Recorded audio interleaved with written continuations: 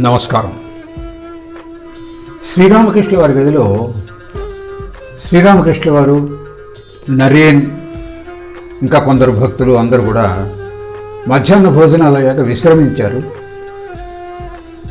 ఆ తరువాత సాయంకాలం అవుతుండగా భక్తులందరూ లేచారు. అలాగే రామకృష్ణ వారు కూడా విశ్రాంతి నుంచి లేచి కూర్చున్నారు.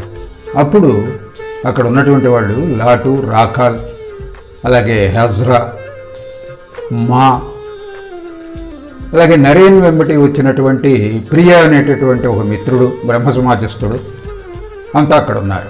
నరేంద్రుడు పాడటం మొదలుపెట్టాడు. భక్తులందరూ కూడా వాద్య సహకారం చేస్తున్నారు. నరేంద్రుడు పాడుతున్నాడు ఇలా.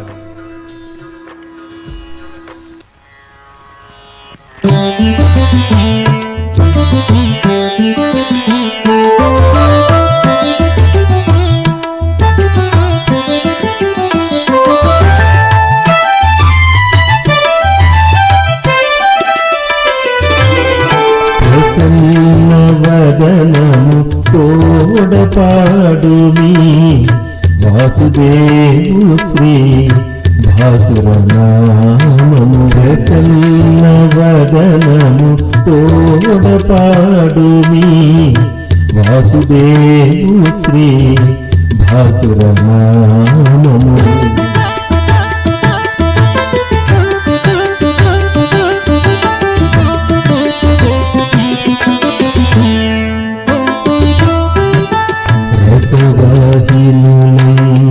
మధుర సుధామది హృదయము పొంగుచు పొదలునంతగా వదలక దానిని ఆస్వాదించుచు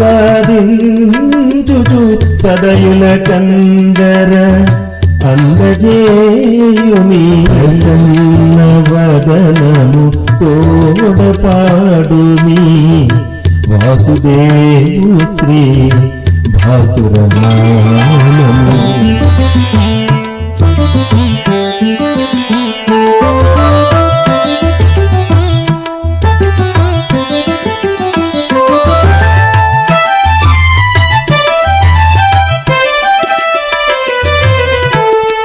మాడిపోయి నీ హృదయ క్షేత్రము వీడువారగా కామజ్వాలలకు పాడుము శ్రీహరి పావన నామము. తడిసి మెత్తబడు దైవ కరుణచే ప్రసన్న వదనము తోడపాడుమి వాసుదేవు శ్రీ భాసురనామము.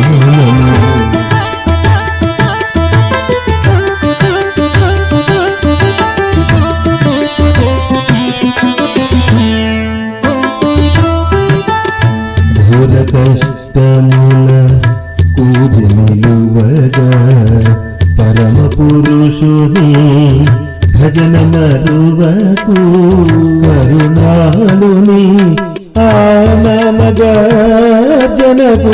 పరుగిడి తెగును పాప పాశముల్. ప్రసన్న వదనము తోడపాడుమి వాసుదేవు శ్రీ భాసురనామము.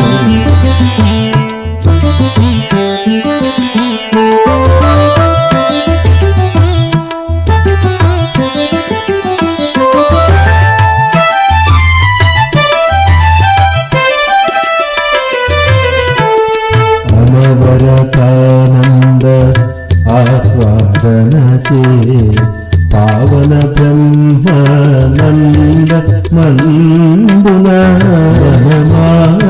దైవమునందు ఏక ఏకమై మనసధన్యత నొంద జేరుమిట వదనము తోడపాడుమి వాసుదేవు శ్రీ భాసురనామము.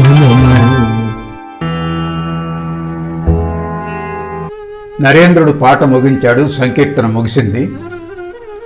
శ్రీరామకృష్ణులు నరేంద్రుణ్ణి ఎంతో ఆనందంగా, నాయన ఇవాళ నాకు నువ్వు ఎంతో ఆనందం కలిగించావు అంటూ పదే పదే ఆలింగనం చేసుకున్నారు.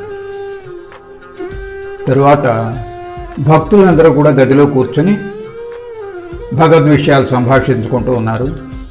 రామకృష్ణుల వారు గదికి ఉత్తరంగా ఉన్నటువంటి వసారాలోకి వెళ్ళి అటు ఇటు ఏకాంతంగా పచారులు చేస్తూ ఆయన ఇలా అంటం వినిపించింది. నువ్వు నన్నేం చేయగలవు అన్నారు. అంటే జగజ్జనని తోడుగా ఉండగా మహామాయ ఏమీ చెయ్యలేదు అనేటటువంటి భావంలో అలా అన్నారని చెప్పి భక్తులు అర్థం చేసుకున్నారు. సాయంకాలం అయింది. ఈ భగవద్విషయాలతో కాలం వెళ్ళబుచ్చిన తర్వాత రాత్రి సుమారు 8 గంటలు కావస్తోంది. అక్కడ నరేన్ను అలాగే నరేన్ వెంబటి వచ్చినటువంటి ప్రియా అనేటటువంటి బ్రహ్మసమాధి భక్తుడు ఆ రోజు రాత్రి అక్కడే రామకృష్ణుల వారి గదిలోనే విశ్రమిస్తారు. అందుకు ఏర్పాట్లు జరిగాయి. శారదాదేవి రామకృష్ణుల వారి గదికి ఎదురుగా ఉన్నటువంటి నహబత్తులో ఉంటూ ఉన్నదామె. ఆమె భక్తులందరి కోసం కూడా రొట్టెలు, పప్పు మొదలైనటువంటి ఆహారం తయారు చేసింది. ఇలా భక్తులు అప్పుడప్పుడు రామకృష్ణుల వారి గదిలోనే ఉండిపోవటం కద్దు రాత్రులు. అలాంటప్పుడు కావలసినటువంటి భోజన వసతులు అవన్నీ కూడా సురేంద్ర అనేటటువంటి భక్తుడు సహకరిస్తూ ఉంటాడు దానికి. సరే, మాతృదేవి ఈ వంటకాలన్నీ పూర్తి చేసి వాటిని రామకృష్ణ వారి గదికి పంపింది. అక్కడ ఆగ్నేయ వసారాలో ఆకులు వేసి ఆ ఆహారం అంతా వడ్డించడం జరిగింది. భక్తులందరూ చక్కగా భోంచేస్తున్నారు. రామకృష్ణుల వారు తృప్తిగా భోంచేస్తూ ఉంటే నుంచుని ఆనందంగా చూస్తున్నారు. భోజనాలు ముగిశాయి. భోజనాలు ముగిశాక అందరూ మళ్ళీ గదిలోకి చేరారు. గదిలో మళ్ళీ భగవద్విషయాలు మాట్లాడుకుంటున్నారు. అంతలో రామకృష్ణుల వారు నరేన్ని మరో పాట పాడమన్నారు. విజ్ఞాన గగనమున అనేటటువంటి పాట పాడమన్నారు. మళ్ళీ నరేంద్రుడు పాడాడు. ఆ పాట పాడుతూ ఉండగా రామకృష్ణుల వారు లేచి నృత్యం చేయటం, ఆయన చుట్టూ భక్త బృందం అంతా కూడా నృత్యం చేస్తూ అది ఒక ఆనందపు సంతలాగా ఉంది అన్నారు. రామకృష్ణుల వారి హృదయం ఆనందంతో పొంగిపోతోంది ఆ రోజు. అలా రాత్రి 11 వరకు జరిగింది. అలా భగవత్ సంకీర్తన అయిన తర్వాత అందరూ కూడా అక్కడ ఏర్పాటు చేసినటువంటి పడకలు, నరేన్ మొదలైన వారికి అక్కడ పడకలు ఏర్పాటు చేశారు. అదే గదిలో చాపల మీద పరుపులు పరిచి అందరూ కూడా రాత్రి నిద్రకు ఉపక్రమించారు. మరునాడు తెల్లవారింది. తెల్లవారేటప్పుడు కొంతమంది భక్తులు లేచి చూసేసరికి రామకృష్ణుల వారి గదిలో దిగంబరంగా ఒక పసిబాలుడు వలె అటు ఇటు గదిలో పచారులు చేస్తున్నారు. అప్పుడప్పుడు ఆ గదిలో ఉన్నటువంటి దేవీ దేవతల పటాలకి ఆయన మోకరిల్లుతున్నారు. అలాగే ఆయనలో ఆయన ఇలా మాట్లాడుకుంటున్నారు. వేదాలు, పురాణాలు, తంత్రశాస్త్రాలు, భాగవతం, భక్తుడు, భగవంతుడు, గీత, ఇలా తనలో తనేదో మాట్లాడుకుంటూ ఉన్నారు. అలాగే గీతను ఉద్దేశించి త్యాగి త్యాగి త్యాగి అని పదే పదే అంటున్నారు. ఆ తర్వాత నువ్వే బ్రహ్మానివి, నువ్వే శక్తివి, నువ్వే విరాట్వి, నువ్వే స్వరాట్వి, నీవే స్త్రీవి, నీవే పురుషుడివి, నీవే మాయవి, నీవే లీలామయుడివి. ఇలా ఆయన తనలో తనే ఆయన అంటూ ఉన్నారు. ఈలోపు భక్తులందరూ కూడా లేచారు.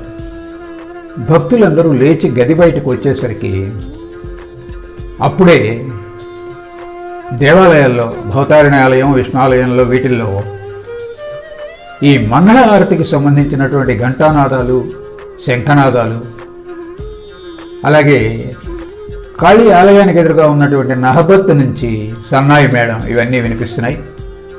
పూజారులు కొంతమంది సేవకులు వచ్చి పూజలకై పువ్వులు కోస్తున్నారు. సరే, నరేంద్రాది భక్తులు పుష్కరిణి దగ్గరికి వెళ్ళి కాలకృత్యాలు తీర్చుకుని వచ్చేసరికి రామకృష్ణుల వారు ఈశాన్యం వైపు ఉన్నటువంటి వసారాల్లో నుంచునున్నారు. అందరూ కూడా వచ్చి ఆయనకి ప్రణమిల్లారు.